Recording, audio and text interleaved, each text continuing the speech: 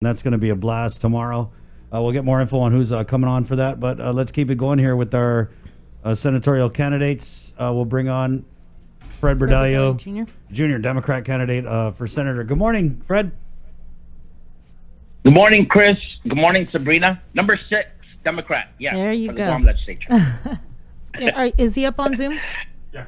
Just okay. No video. Yes, no video. Okay. Okay. We have this picture though. No. Okay, we got his picture. Okay. Yeah. First, thank you, Chris. Thank you, Sabrina. It's been a real exciting campaign. This is my 3rd time running for political office. I ran in 2016. I was unsuccessful, but I think my message resonated during that time where people were concerned about what was happening with the pay raises, all kinds of stuff that was going on. Simon Sanchez, and I ran on a platform of good government. That people were just thirsting for change, and some new senators made it in, from Senator Therese Terlahi, Senator Talina Nelson at that time, even Regina Bisco-Lee. And then, I got tapped by Governor Gutierrez, to run with him in 2018, and he had the confidence and trust that I could be a good lieutenant governor, so that look what we could have faced if Governor Gutierrez and I were in. And then here I am running for a 2nd time, just for the senator, but 3rd time for political office. And, of course, one of the things that I'm hearing with some of the voters' concerns out there is what's happening with our economy, the economic conditions with tourism. My brother has a restaurant down there in Tumon, and small businesses like him are struggling. And at the same time, I went to Premium Outlet, and there's even some concerns with people where they're in the Chamorro Village, right, and other small businesses. So the concentration of my campaign, of course, is about doing this economic recovery first. And one of the things my dad was an attorney, and he had to pay the bills for raising 11 of us. And what happened? He would come home with bananas, because the person could afford to pay for his legal bills. That's the compassion part, right? But he also had the courage to go out alone to the mainland, to go to school, to sweep and mop hospital floors, to finance his college education, and he passed the 2 most important qualities of leadership: courage and compassion. So you're going to see that basically me emphasizing that in the legislature for the next 2 years, you're going to need a policymaker that's going to have the courage to make the hard decisions. It might be unpopular, but it has to be made with this economic conditions we have, and the compassion too. Because if individuals do lose their jobs, or if they're individuals who lose income, I have to be there with them, side by side, Fred, understanding the pain that they're going through. Let me tell you, there's been a lot of criticism about the Democratic supermajority in the Guam legislature relative to their ability to really hold the Leon Guerrero Tenorio administration accountable. You being an administration guy who worked under Governor Lou and Lieutenant Governor Josh until really just a few weeks ago, how would you explain, or how would you guarantee to voters that you are going to really play that role as someone who provides checks and balances on the executive branch as a senator if elected to the 36th Guam legislature? Yeah, I think there are good people in every administration, and there's some others that have their own particular agenda. I worked in 2 different administrations, and I can see some who might have their own agenda. And I will speak out to ones who are good here in the administration. You won't have to worry about me if you're doing your jobs, as a director. If you're just watching for your people and you're maximizing and trying to maximize your budget and not go overboard, and the legislature's role is a check and balance. I studied this when I was studying government at the University of Guam. And the role of the legislature is to make sure they're a check and balance. That's why when there's some of these things about downsizing the legislature, we went from 21 to 15. Okay, make them part-time. The legislature's job is going to be full-time in these next 2 years. Full-time being a check and balance of addressing the most important law in the legislature. That's the budget law. How are we going to allocate to all the different agencies when those revenues might not be as they are, as we expect them, those projections, because of the hurt of our biggest industry that we put all our eggs in the basket on, and that's the tourism industry. So So I can assure the people who supported me, you know, in 2016 and 2018, they know I'll be that check and balance. You know, they know that you know, once the election is over with and I'm getting the work, there's no Democrat or Republican. It's serving the people, putting the people first, and just making sure that, you know, there's accountability and transparency with what the numbers are so we can work on them, you know. And I work with, you know, when I was Veterans Director, Steve Guerrero, you know, who works with Senator Joseph Negestein, you know, the Office of Finance in the Legislature, and BBMR, Lester Carlson, who I work with. You know, it's about sharing those numbers and coming to what's the reality and what kind of hard numbers can we see that are true, you know, so that at least when the budget law is passed, you know, we're not overspending. At the Veterans Affairs Office, these veterans, you have some external, you know, pressure groups trying to say, ask for $1 million. $1 million? The Veterans Affairs Office never had $1 million budget. They've always had 600 to about 800, and I got a 718, and I was happy with that. It's more than enough to operate. Right. Not asking for the whole smorgasbord. And I wanted to follow up with you being the Veterans Affairs Director, because I just wanted to hear, what exactly did you do when you were the Veterans Affairs Director? I know that oftentimes I'd see the press releases, and it was, you know, clear your flowers from the PD Veterans Cemetery. Right. But if you could just give us some solid answers as to what you did while you were there. You know, when I arrived at the Veterans Affairs, okay, just to let you know that when I found out there's a Veterans Commission, and I looked at Anita Ariola's transition report, there was never any mention of Veterans Commission, right? And there's 115 boards and commissions.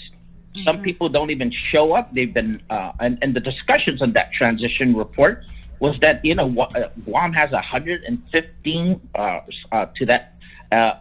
Boards and commissions. Some of them are policy boards, right? So when I came to the Veterans Affairs, one of the first things I did is talk to my employees. You know, you have to invest in your employees first, invest on them first. And I put them through some leadership conferences and training, taking them out of their workplace, right? And they felt motivated. It's taking care of your employees like that. And then I looked at some of the critical positions in training that was necessary. Some of those were the veteran service representatives. One of them never had training in 2 years, never got certified. So I did what was really unusual. 3 of them all flying off island, which that's where the training is at. They came back certified, and now they're certified veteran service representatives. That hasn't been done in 5 to 6 years ago. Mm-hmm. That's an accomplishment I'm proud of. And then another thing too is I've been known for you know, empowering some veterans to come in and help out at the office as a volunteer program. So I came up with a auxiliary volunteer force. And with that, we saved over $6,000 without having to pay these volunteers. They did an inventory and accountability of all our property. And then I had some security cameras installed. You know, I was amazed that after the cemetery got hit by some culprits, some criminals, there were no security layers of protection there. So we've contracted with a security company. Now they have installed security cameras there as a deterrent right now. Since that has happened, nothing has happened at the cemetery in terms of anyone ripping off our properties and stuff like that. And there was more that I left Tim Muggan in terms of what to do in terms of cemetery expansion and grant that they can apply for, you know. So I'm proud of some of those things that I've done. Did you leave a big mess for Tim Muggan to clean up, or was he good to go when he came in? Well, no, actually, when Tim Muggan, you know, because, you know, here's the thing, you know, is that when I was a Veterans Director, you know, the local issues that we're dealing with to deal with, you know, the Fed's resources are what's the biggest issues that the veterans complain about. You know, it's amazing that the Secretary Wilkie, which is unusual, came out here to Guam a year ago, right? And we set up a veterans meeting with Secretary Wilkie so that they can give all their issues. I had the mic. I was the one coordinating to hand the mic, and I gave it to every representative, Robert Celestio from the Radiation Survivors, Bill Cundiff from Air Force, I think Tom Devlin, Marines, and everyone had a chance to say to Robert Wilkie, what are the biggest shortfalls that they think the federal resources are at, you know, and Tim knows to carry on that there are going to be a lot of veterans who they're not concerned really with with pretty much the cemetery. They're concerned with what are these federal resources from the $19 billion CARE Act? How is that going to be allocated to Guam? You know, because a lot of that $19 billion CARE Act funding is going to other states, and some of them are going to be in terms of veterans with health issues, whether they can have an iPad to reach their doctor, you know, telemedicine and stuff like that. Let's talk about this is a question we've asked a couple candidates before you. The Mandania Drug Task Force, crystal methamphetamine being imported into the island. It's obvious when you talk to people, when you piece together media reports, that these people who are shipping in crystal meth are connected in some way. I mean, they've got to have their ends. That being said, we haven't really seen on the local side any really big busts, the kind that we saw when the Mandania Drug Task Force was active. So that being said, do you support either the reinstatement of Mandania or a similar type of body to combat crystal meth on island and its importation? Chris, it's amazing you say that, because at a GW forum, with the candidates, the gubernatorial candidates, I was up there. Someone had mentioned, I think it was former Lieutenant Governor Ray Tenorio, who had mentioned about the Mandania Task Force, right? There's a three-legged stool when you're doing when you're looking at the drug problem and substance abuse that we have on our island. My graduate studies is human relations, so most of my classmates get into substance abuse counseling or developing programs, and most of them sometimes work for education and anti-drug education, which is another stool. So there's three legged stool. It's education, anti-drugs, right? Like DARE programs, right? Drug abuse or resistance education.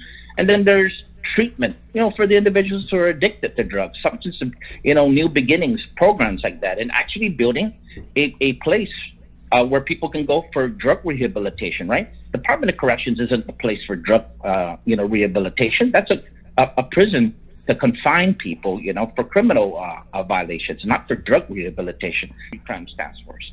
That was the credit of that Violent Street Crimes Task Force was Earl Agagi, a major. But I think right now we have a nothing task force.